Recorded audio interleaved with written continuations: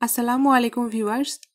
আজকে আমি আপনাদের সাথে রেগুলার ঘরোয়া রান্নার একটি রেসিপি শেয়ার করব, আর সেটি হলো করলা আলু দিয়ে চিংড়ি মাছের তরকারি। চেষ্টা করেছি সহজ এবং মজাদার উপায়ে রেসিপিটি আপনাদের সামনে উপস্থাপন করতে। আশা করছি আমার আজকের এই রেসিপিটি আপনাদের ভালো লাগবে। চলে যাচ্ছি মূল রেসিপিতে। তরকারিটি রান্না করার জন্য আমি এখানে আধা কেজি পরিমাণ করলা নিয়েছি। করলাগুলোকে আমি এমন সাইজ করে কেটে নিয়েছি। তরকারিটা কিন্তু আপনারা আপনাদের পছন্দ মতো যে কোনো শেপেই কেটে নিতে পারেন। আর এখানে নিয়েছি আলু।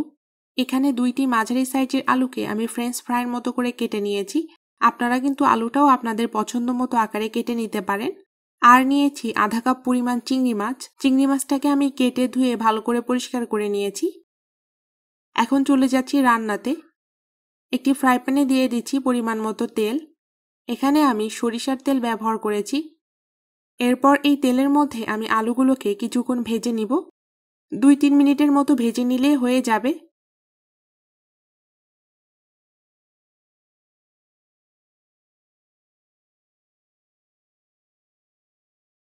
আলুগুলো ভাজা হয়ে গেছে। এখন এটাকে আমি প্যান থেকে তুলে নিচ্ছি। এরপর সেই একই প্যানে আমি দিয়ে দিচ্ছি 1/3 কাপ পরিমাণ পেঁয়াজ কুচি। পেঁয়াজটাকে আমি বেশি বাদামি করে ভাজবো না, নইলে কিন্তু তরকারির রংটা নষ্ট হয়ে যাবে। রান্নার জন্য পেঁয়াজগুলো নরম হয়ে এসেছে। এখন আমি এতে অ্যাড করব 1 চা চামচ রসুন বাটা, 1 চা চামচ আদা বাটা, পরিমাণ মতো লবণ। একটু নেড়েচেড়ে মিশিয়ে নিচ্ছি যাতে মশলাটা লেগে না যায় বা পুড়ে না যায়। এরপর এতে অ্যাড করে দিচ্ছি 1 চা চামচ লাল মরিচের গুঁড়া, 1 চা চামচ হলুদের গুঁড়া। আবারও একটু নেড়েচেড়ে মিশিয়ে নিয়ে এতে অ্যাড করে দিচ্ছি কাঁচামরিচ। এখানে আমি 4টি ফালি করা কাঁচামরিচ নিয়েছি এবং ধুয়ে পরিষ্কার করে রাখা চিংড়ি মাছ। যেহেতু আমি তরকারিটা চিংড়ি মাছ দিয়ে রান্না করছি, তাই আমি এখানে ধনে বা জিরের গুঁড়ো ব্যবহার করছি না। ধনে বা জিরের গুঁড়ো ব্যবহার করলে চিংড়ি মাছের ফ্লেভারটা অনেকটা কমে আসে। চিংড়ি মাছটাকে দিয়ে ভালো করে মশলার সাথে মিশিয়ে নিতে হবে। মিশিয়ে নেওয়া হয়ে গেলে আমি এখানে সামান্য পরিমাণ পানি যোগ করে দিচ্ছি। এই পানিটা দিয়ে আমি চিংড়ি মাছটাকে মশলার সাথে ভালো করে কষিয়ে নিব।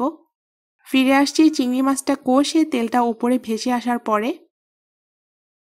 চিংড়ি মাছটা কষানো হয়ে গেছে। এই পর্যায়ে আমি অ্যাড করে দিচ্ছি করলা এবং আলু।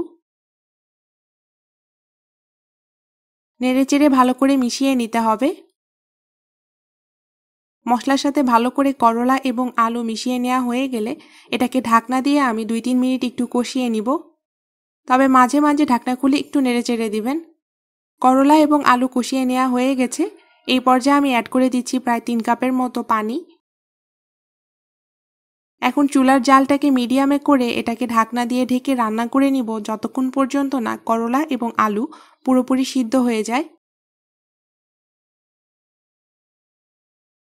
মাঝে মাঝে ঢাকনাটা খুলে তরকারিটা একটু নেড়েচেড়ে দিবেন এবং চেক করে নেবেন আলু এবং করলা সিদ্ধ হয়েছে কিনা।